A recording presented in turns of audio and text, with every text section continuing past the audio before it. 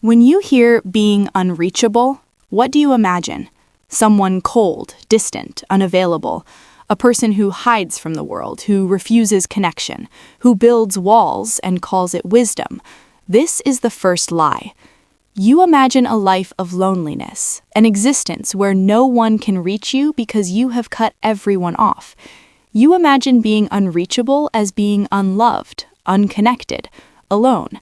This is what they want you to believe, because if unreachable means isolated, you will never pursue it.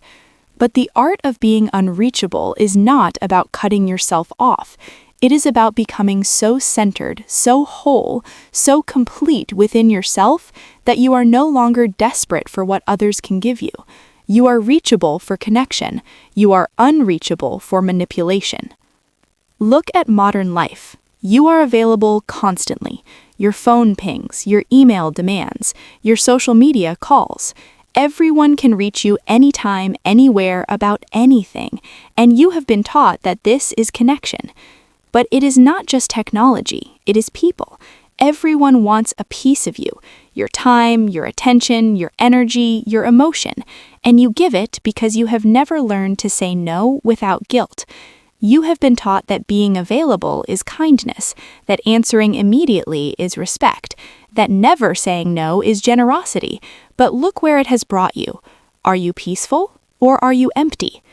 The person who is always available is the person who has no boundaries, and the person with no boundaries is the person who has no self. They are whatever others need them to be. They are never who they actually are. The fortress within. The art of being unreachable is the art of building a fortress within yourself, not to keep others out, but to keep yourself in, to ensure that no matter what happens outside, you remain. This fortress has one gate, and you are the gatekeeper. Nothing enters without your permission. Not a demand, not an expectation, not a manipulation, even a compliment if it comes with strings attached.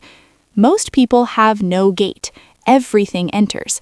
Every criticism lands in their heart. Every demand lands on their time. Every expectation lands on their shoulders. They are not a fortress. They are a public square. The reachable person is exhausted because they carry everyone's burdens. The unreachable person is peaceful because they carry only their own. They help others without taking others into themselves. The unreachable eye. The unreachable person has a quality in their eyes that others sense immediately. It is not coldness, it is completeness. They look at you and you feel, this person does not need anything from me. This completeness is disorienting to those who are used to trading in need. They approach you with their usual hooks, flattery, guilt, drama, demand, and find nothing to hook into. You are not interested in their game. This is why manipulators hate the unreachable. You cannot dilt someone who does not need your approval. You cannot shame someone who does not need your respect. You cannot control someone who does not need anything you have.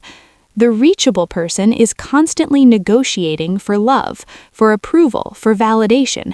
They trade pieces of themselves for crumbs of acceptance. The unreachable person has stopped negotiating. They already have what they need. The silence within. Being unreachable requires silence, not the silence of not speaking, but the silence of not needing to speak, the silence of being so comfortable with yourself that you do not need to fill every space with words.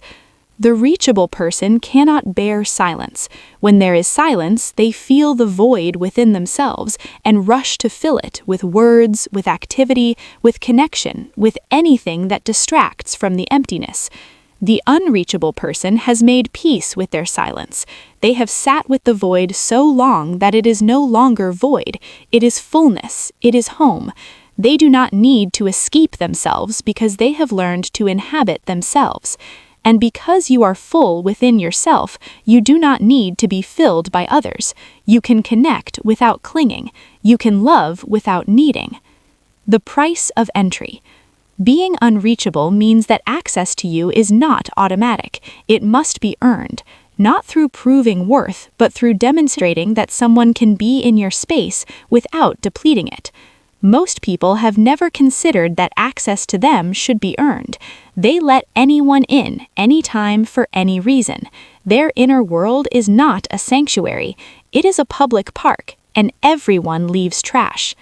The unreachable person's inner world is not a public park. It is a private garden. Some are invited, most are not. And those who enter know this is a privilege, not a right. They treat it accordingly. This is not cruelty. It is stewardship. You are the steward of your inner world. You are responsible for its health, its beauty, its peace. Allowing everyone to trample it is not kindness. It is neglect. The quiet no. The unreachable person has mastered one word, no. Not a loud, angry no, a quiet, peaceful no. A no that carries no guilt, no explanation, no apology. A no that is simply true. The reachable person says yes when they mean no. They say maybe when they mean no. They say nothing when they mean no. They hope others will guess, will stop asking, will somehow know without being told. The unreachable person knows. A clear no is kindness. It allows the other person to stop hoping, to move on, to find what they actually need elsewhere. A weak yes is cruelty. It wastes everyone's time and breeds resentment. The unreachable person does not explain their no. They do not justify, defend, or apologize. No is a complete sentence. Explanations are invitations to negotiation, and this is not negotiable. You do not need to explain why you are unavailable. You do not need to justify why you need silence. You do not need to defend your right to yourself. Your boundaries are not up for debate. The solitude practice. Being unreachable requires practice. It requires time alone, not lonely time, but solitude. Time when you are available to no one, so you can become available to yourself. In solitude, you remember who you are without the mirrors of others. You discover what you actually think, actually feel, actually want, not what you have been told to think, feel, want. The person who never practices solitude does not know themselves. They know only the versions of themselves that others have reflected back. They are a collection of mirrors, not a person. The unreachable person has done the work of solitude. They know themselves. And because they know themselves, they cannot be defined by others. They are not a mirror. They are a source. The paradox of reachability. Here is the paradox. The more unreachable you become, the more truly reachable you are. When you are not desperate for connection, you can actually connect. When you are not seeking validation, you can actually hear. The reachable person is too needy to truly connect.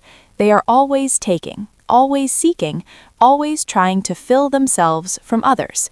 The unreachable person is full, so they can actually give. This is why people are drawn to the unreachable, not because they are cold and mysterious, because they are present. Because when you are with them, you are actually with them. Not with their need, not with their hunger, not with their desperate grasping for your approval. The unreachable person is not trying to be magnetic. That is the secret. They are simply being themselves, fully and completely. And that fullness is what others sense. That fullness is what others long for. The everyday practice. How do you become unreachable? It begins with small acts of sovereignty. Leaving your phone in another room, taking an hour where no one can reach you, saying no to one small demand without explanation.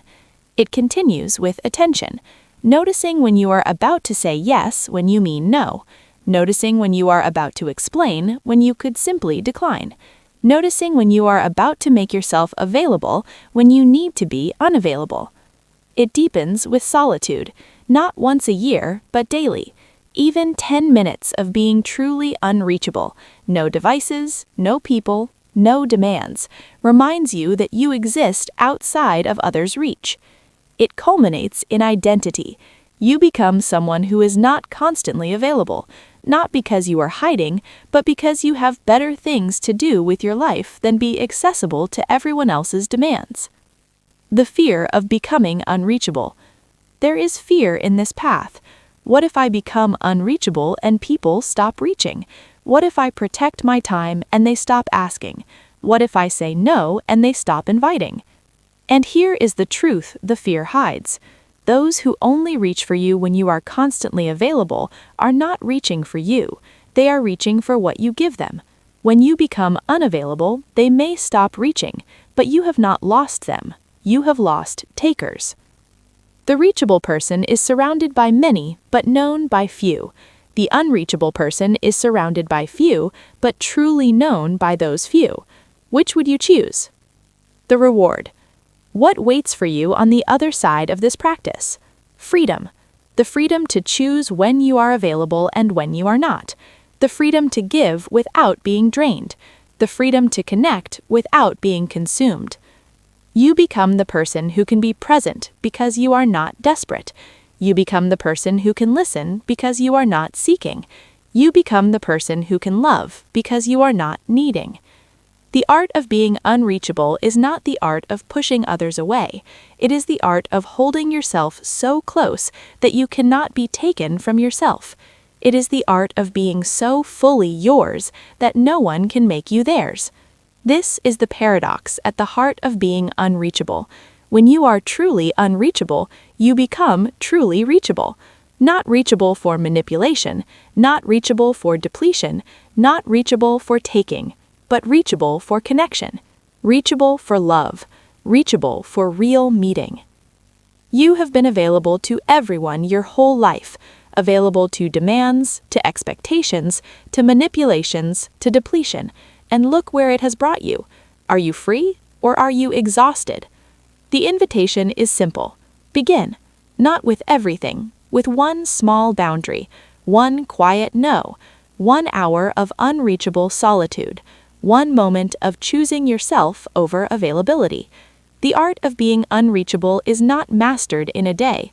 It is built in moments, in each small no, in each chosen solitude, in each moment you protect your inner world from invasion.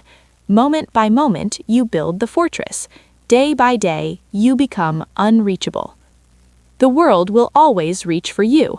The question is, will you be there to be taken, or will you be home within yourself, unreachable and free?